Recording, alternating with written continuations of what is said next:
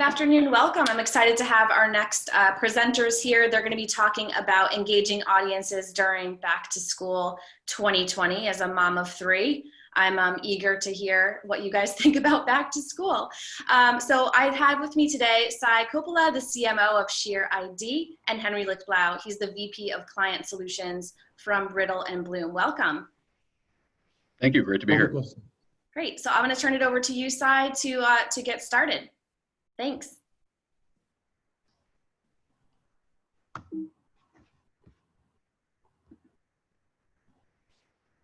First of all, let me introduce myself. So Sai, I head up marketing at Sheer. Over the last few years, I've been fortunate to work with leading brands like Nike, Spotify, and Comcast on their customer acquisition and loyalty strategies. So I'm excited today to have Henry Lichtblau here with me, talking about how do we engage audiences as we go back to school. Henry? Thank you, Sai. Very excited to be here as well. So I'm Henry from Brittle and Bloom. We are a next-gen specialized, meaning millennial and Gen Z specialized marketing firm with a particular focus on higher education channels and communities. And we work with brands like Amazon, HBO, Microsoft to engage this up-and-coming audience.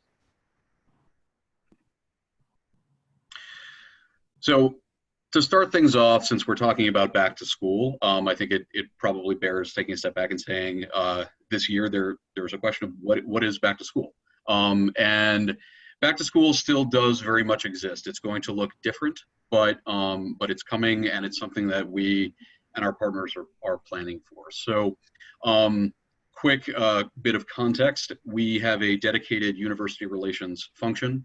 They maintain a portfolio of national college and university and high school partnerships that we leverage to bring brands into the educational channels and communities to engage the rising generation of consumers that I alluded to. So this team is in touch weekly with a group of about 400 schools, actually our 434 largest activation schools over the past dozen years. And what we've developed here is a tracker that helps us visualize what the plans are this fall. And I think, going into the summer, it was an open question for everybody, certainly for us, about what the fall was going to look like. And I think what's interesting here is about 75% of schools are planning as of now, mid to late July, to be back on campus this fall. In that 75%, it's split about 50-50 between those schools who are intending to be back in full versus those who are taking more of a hybrid model where they might limit number of students on campus. They might say certain classes are not going to meet in person, but there will be some kind of campus life. And even for those schools that are not planning to do this, there is still a lot of planning being done around creating community, creating infrastructure to support students and the student experience around back to school. And I think what's interesting about this is an important thing to note.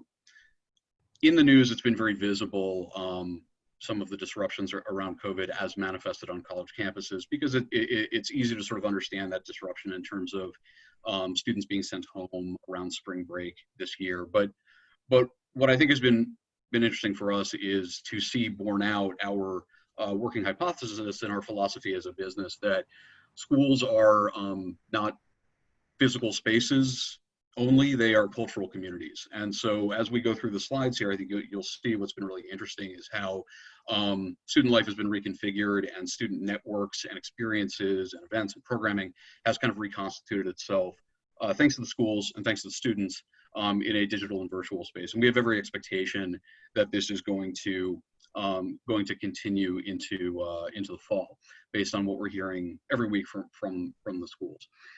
The other thing to mention is one of the key things that schools think about around back to school and throughout the entire school year is creating value for students in the form of cultural experiences, extracurricular experiences, pre-professional experiences, obviously academic and developmental experiences. And as this programming, as these events have had to be rethought, there's actually a bit of a space that's been created for brands to provide value. So if you can't have a big back to school welcome fair, if you can't have a homecoming, if your rec center is closed, all of a sudden there is this need for someone, and sometimes it's the schools themselves, but what we're hearing quite a bit is sometimes it can be a brand coming in and saying, okay, we're going to provide that programming, we're going to provide that value and that experience for students. And I think what we see is students actually very interested and very engaged in those possibilities.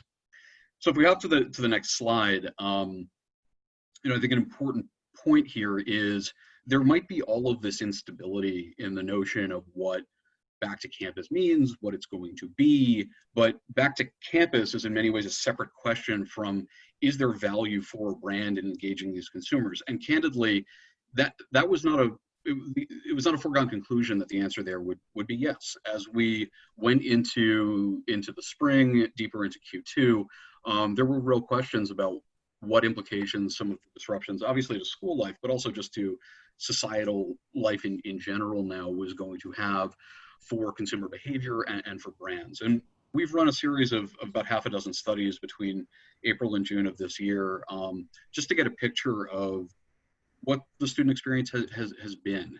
And I think what we've seen is, interestingly, they are, and sort of paradoxically, as some of these tried and true ways of engaging with them or reaching them have fallen away, the students themselves have actually created and been looking for other ways to consume content, shop, share information with friends, and fundamentally at the end of the day, through many more hours a day being spent digitally, many more hours a day spent consuming content, more time spent shopping, making themselves actually more available to brands in certain ways, even as these open questions remain about what the particular campus experience is going to look like. So you can see a few of the stats on this slide, and I think it's clear that not only are they engaged, we're seeing a situation where 51% of students have 6+ hours of free time a day this spring. This is where this time is going. It's going toward these categories that have evinced the level of inelasticity in terms of demand for them has not really changed, or has actually gone up in some cases over the course of the spring with shifting consumer needs. And again, a greater appetite for content and willingness to spend time shopping digitally. So if we move to the next slide, what are the implications of this mindset and these behaviors for the fall? Well, notwithstanding, I think a healthy skepticism from students about what happened, on their campuses in the spring and what might be coming in the fall, they are excited to return.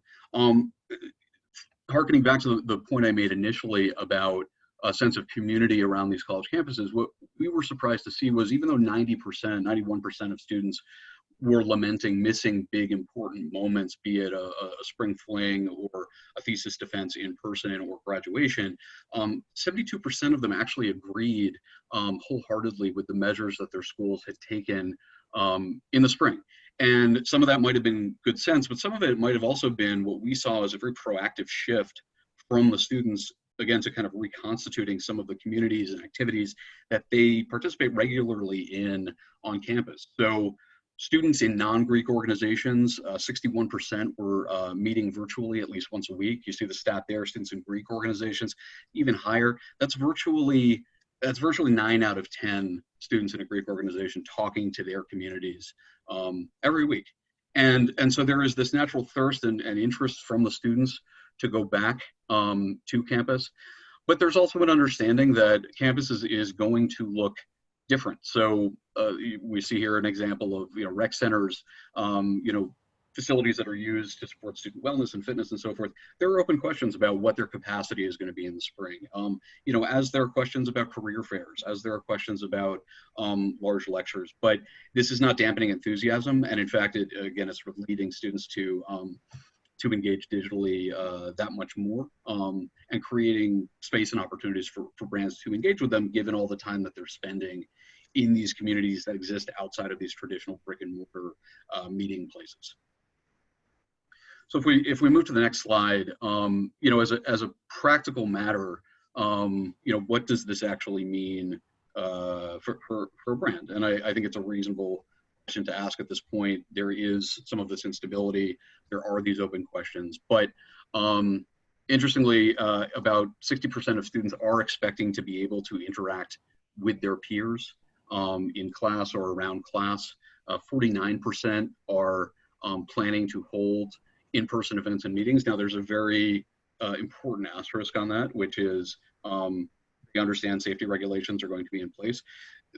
The plan is to do so safely, so in small numbers, outside with masks. But the interest in connection remains. I think there's another piece here to talk about, which is it's great that the students are available. It's great that they're consuming content. It's great that they're shopping.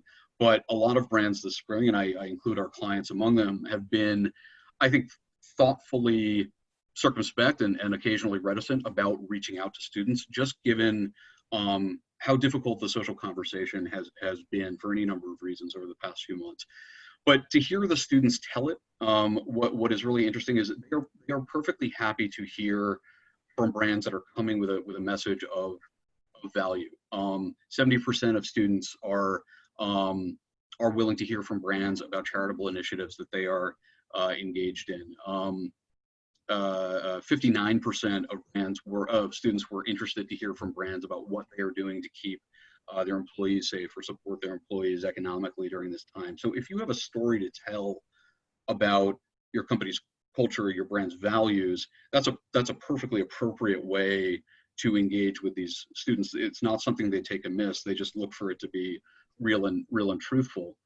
And I think, you know, in the end, what's probably most relevant to this conversation, and what I think nicely sets up the second portion of it, which Sai is going to lead, and sort of the natural baton handoff, is all of this doesn't have to be just about brand building and cultivating affinity. It can be mid and lower funnel activity where, as students are consuming more content, spending more time shopping digitally, you can surface offers to them. 59% of the students that we talk to are actively interested in seeing offers from brands that, in their formulation, help them get through this difficult time. So as long as a brand is coming and providing that value, there is a perfectly reasonable way to engage with students around that. So I think to sort of wrap this up and then hand it over to Sai, I would say, yes, there's been plenty of disruption and instability about the notion of a physical campus. And that's something that plans are starting to take shape, but there will probably be some more changes. But in a sense, what's going on with the physical campus is a totally separate question from the receptivity of Gen Z college consumers to brand messages, the interest from school administrations and communities in brand support in that value vacuum that has been left by that lessening of programming on campus. So brands that are stepping in, capitalizing on student-to-student communication, virtual networks, safe off-campus engagement. Back to school remains a very fertile territory for brands at this point. So I thank you for steering through the slides, and I'll hand it over to you. Thank you, Henry, for sharing your insights from Riddle and Bloom on evolving campus life and how marketers can reach these Gen Z college students on campus as we go into fall. Let me start my portion with taking a step back and look at what Forrester has recently done a study on personalization. I want to share some findings from that.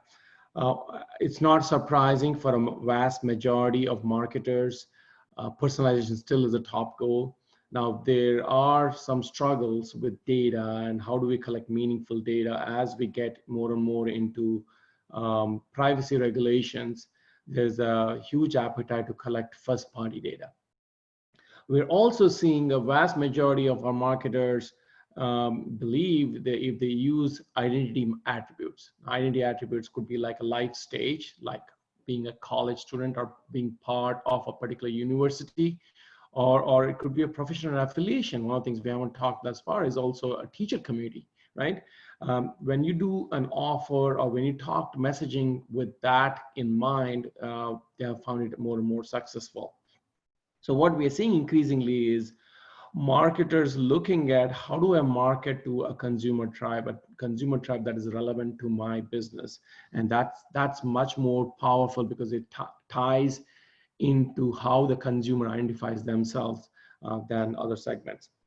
Now, combining what Henry talked about and the findings in Forrester, it's not a surprise that increasingly we are seeing leading brands using a personalization technique called identity marketing to reach and engage these audiences. So the core of identity marketing essentially is the ability for the brand to create a personalized offer just for a specific consumer tribe.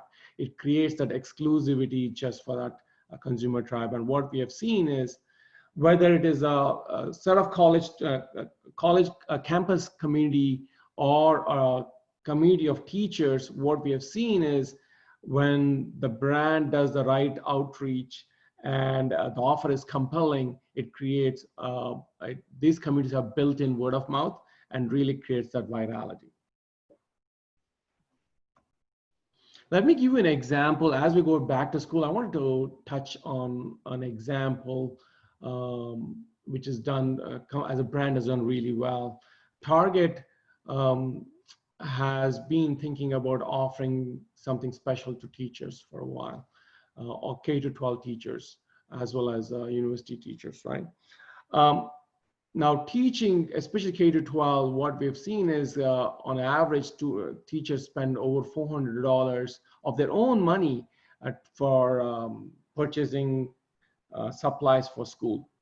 So what teachers, Target want to give something back to that community, and they are 2 years ago, I think they started a back to school just for educators, 15% off, and what happened was that got picked up by USA Today, and then we've heard many teachers tell us that they would walk into the staff rooms and they would find this printed posters of the Target offer so other teachers could take advantage of.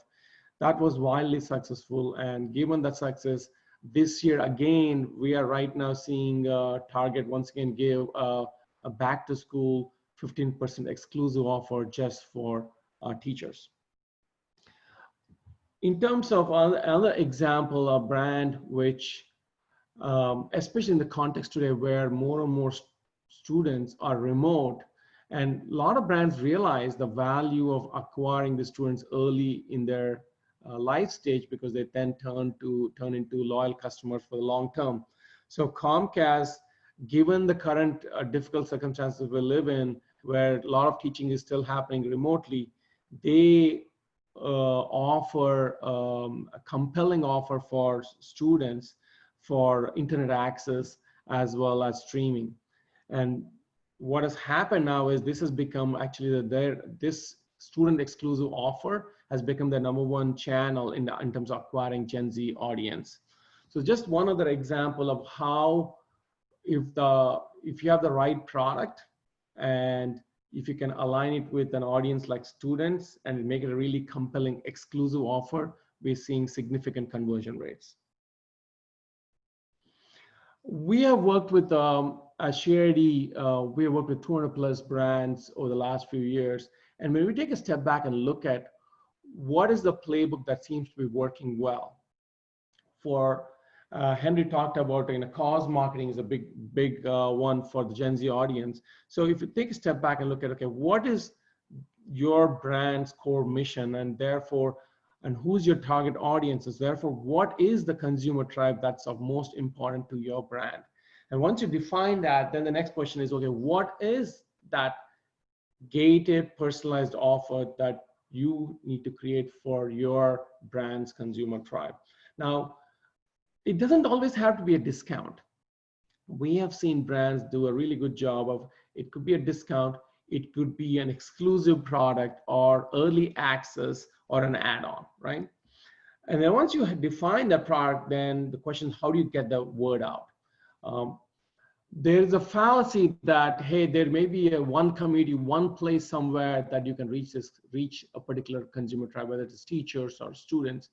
The reality is they're just like rest of the population, they're everywhere. So what has worked well is use all the channels that we use to reach that audience. Now, in this particular case, for students, as Riddle and Bloom does, there can be on-campus activities, there could be virtual, there could be Instagram, all the channels that you used in the past use the same channels. But one of the amazing things we have discovered is if the offer is really compelling and it resonates with that consumer tribe, what we're seeing is a lot of organic activity is creating significant traction for the product, whether it is just word of mouth through organic social or organic search, we're seeing significant traction.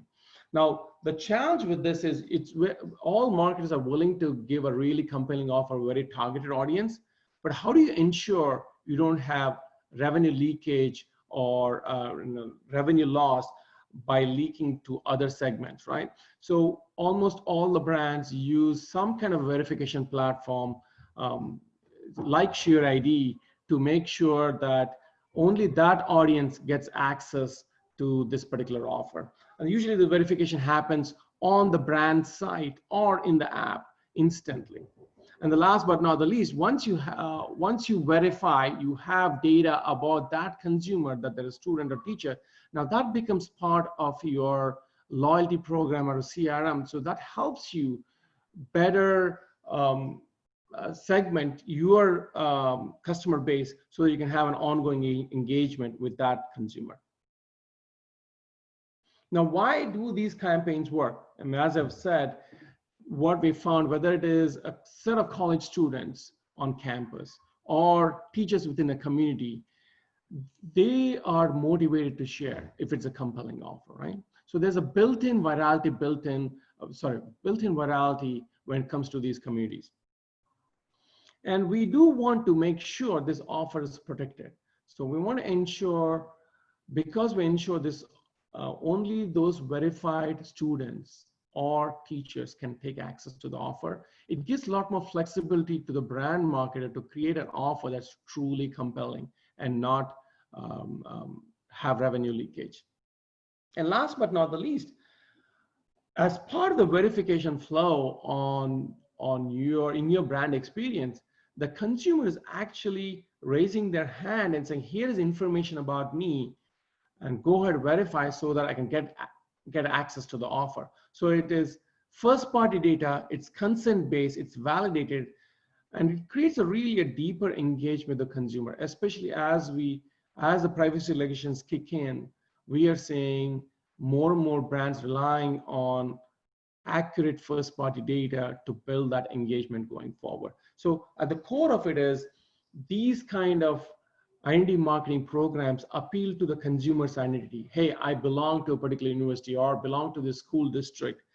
And we've done a recent survey which surprised me, where when we did a survey with teachers, identify themselves first as teachers and then as a parent, a vast majority of them, which is I guess understandable, but how do we as marketers can tap into that identity to build that relationship?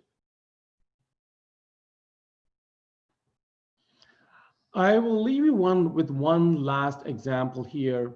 So Spotify, what it did was it realized that, hey, if you can create a loyal customer early in the life stage, while they're in college, they can become lifelong customers. Your LTV is significantly higher. So they offer a 50% off their music streaming subscription. Also add in other additional bundles like Hulu and Showtime for students. Now they've integrated their student verification or validation process right in the account creation process. Increasingly, what we are seeing is brands are doing an account creation process or loyalty membership account process. They're asking questions like, hey, are you a student or a teacher or any of the consumer tribes you may be interested in, like it be military, first responders? the verification happens in that process. It's seamless. So that way, the next time that consumer, let's say for a retailer, comes in store or online, you automatically know who they are and the right messaging to use and the right offers to put in front of them. And we've seen a significant, one of the advantages of providing exclusive offers to Gen Z audiences in colleges, companies like in the streaming world have found a huge majority. We've seen across our entire network, 90% of these, 90% plus of these consumers convert to full-time subscribers once they leave college. So it's an extremely lucrative audience. The question is, how do you best engage with that audience with the right exclusive offer that gets them excited? Finally, look, as I said, we've been working with 200 plus leading brands on identity marketing programs, tying it to not just about aligning your brand with the right causes, but also how do you convert that into short-term revenue as well as long-term loyalty engagement metrics. At the core of what we offer is instant verification of an affiliation or life stage like student and teachers. But over the years, having worked with some of these brands, we have been able to define a set of new best practices and benchmarking consulting, which we bring to bear. And given the current times we're in, the pandemic times we are in, where schools are opening back up, both at universities as well as K to 12, one of the everyday heroes we are celebrating are teachers. So one of the things we are doing from our part is we are providing our services for free for brands who want to launch their first campaign with us. And you can either drop me a note at site.cheery.com or happy to connect with LinkedIn. There's also a link I provided to you to learn more about how we can help you as the back to school season kicks off. Thank you. Thank you so much, Sai and Henry. That was a great presentation and sounds like everything is going well. I wish you all the best and stay safe. Thank you very much. You too. Thank you.